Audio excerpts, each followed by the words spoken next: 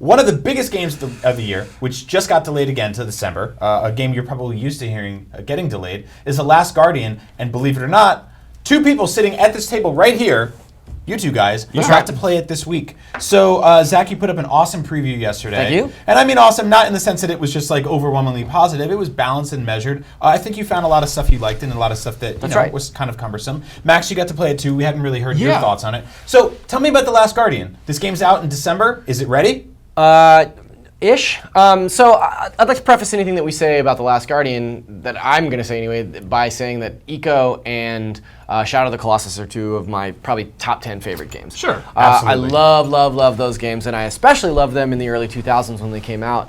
The Last Guardian, I feel, is a pretty good successor to those games in a lot of ways. Obviously, it's gorgeous. We're taking a look at it here.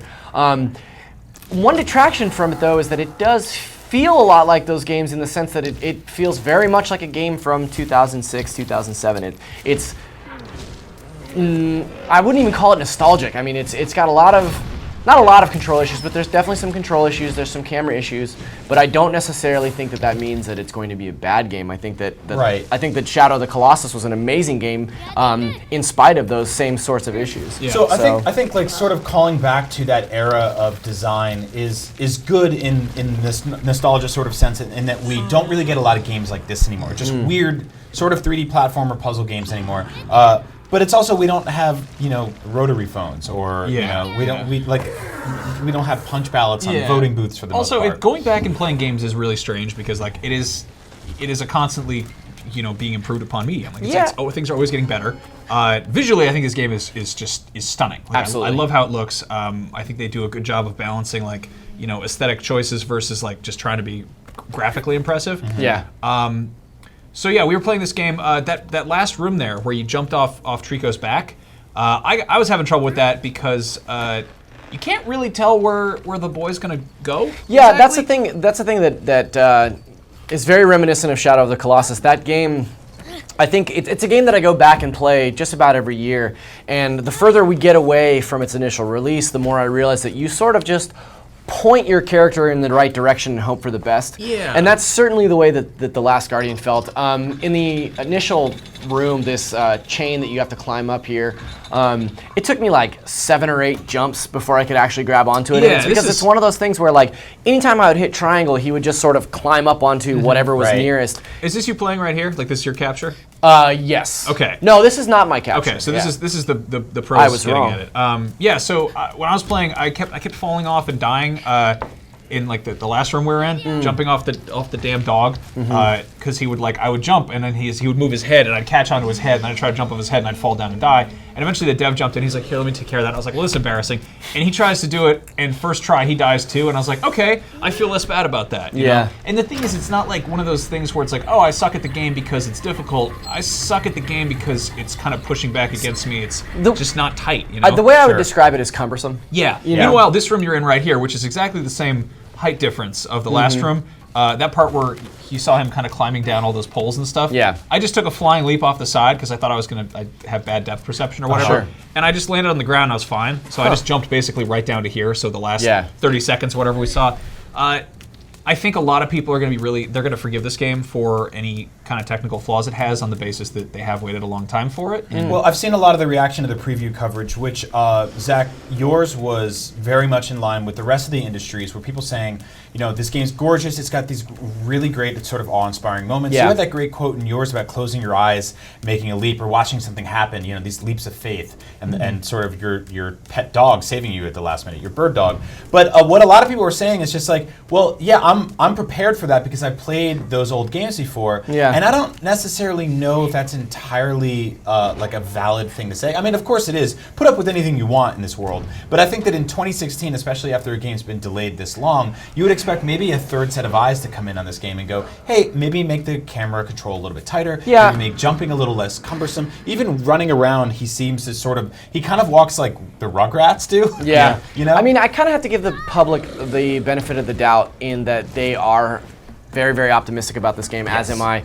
And I feel like it's one of those issues where they are saying those kinds of things like, hey, I'm totally willing to put up with these kind of floaty controls in order to have an experience, and I'm right there with you. But I also think that a lot of people are coming from a place of like, maybe you haven't played a game that came out 11 years ago in a while, and it's funny. I mean, let's be realistic. Like, people who play video games are frequently teenagers, you know. And this game was announced, or it's been in the works for basically 12 years. Like, I mean, their last games came out that long ago. Yeah. And chances are, you know, people who were 4 or 5 years old 12 years ago, probably weren't playing games like Shadow of the Colossus and Ico. Well, so it's like like a lot of the reception I saw specifically were people who were playing Ico and Shadow of the Colossus, or Ico, Shadow of the Closet, I almost called it. Yeah, Shadow of the Colossus. That great R. Kelly song.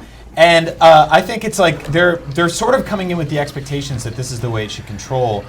Whereas I look at a game like this and I go like, well, I think there's things I'll get used to. Like, I noticed the jump is triangle. That's just strange. Yeah. But it was also strange that when I played Breath of the Wild at E3, and I was like, oh, you put the jump button on the Wii U's version, the top button, and it's not something I normally associate with what it should be jump, but it's something I got used to after 30 minutes of playing. So I think there's little issues that you'll come around to, but things like camera, if it's something you're babysitting the entire game, I mean, there's that sort of that classic Nintendo design philosophy is that, which I think Shadow of the Colossus and Ico are sort of rooted in some ways. Yeah, I mean, I've always felt like those games have a very Zelda feel. Yes, so. absolutely. Is that It's like when a camera is really good, you don't have to think about it too much. Is that a specifically Japanese design philosophy? Because Metal Gear also has you jumping with triangle and then crouching with X. Maybe. This is the same thing Well, with this game. so I think that from what I've heard, the triangle button is up, right? It points upward, so it's like sort of a visual cue. Yeah. That makes sense. Yeah, kind of. Yeah. We're getting in the weeds here, but like I think that really,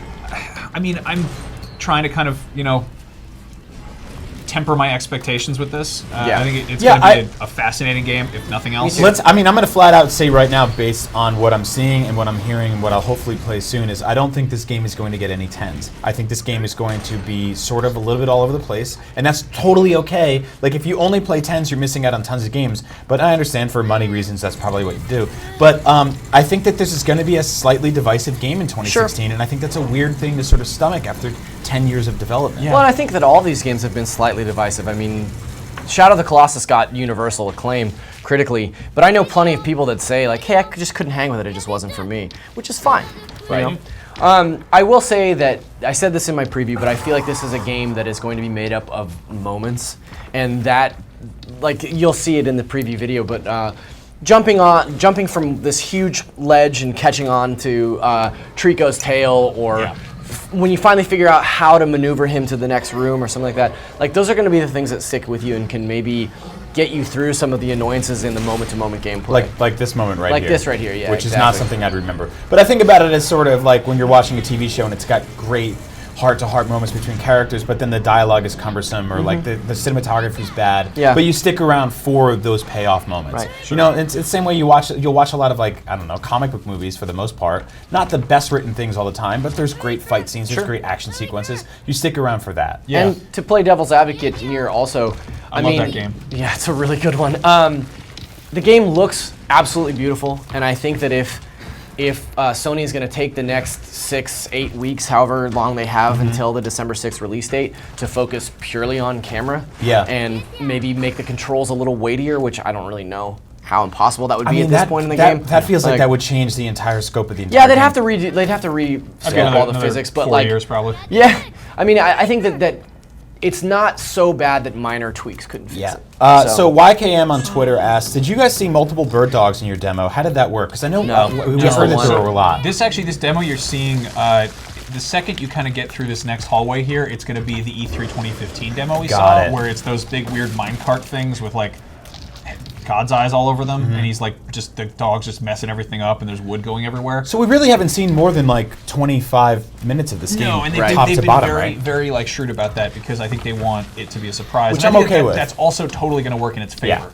Yeah. Look at you hanging on that dog's butt. Yeah, I felt really uncomfortable because I was just like, that's probably going to smell awful, and also like if you get close to that dog's nads, he's probably going to get weird.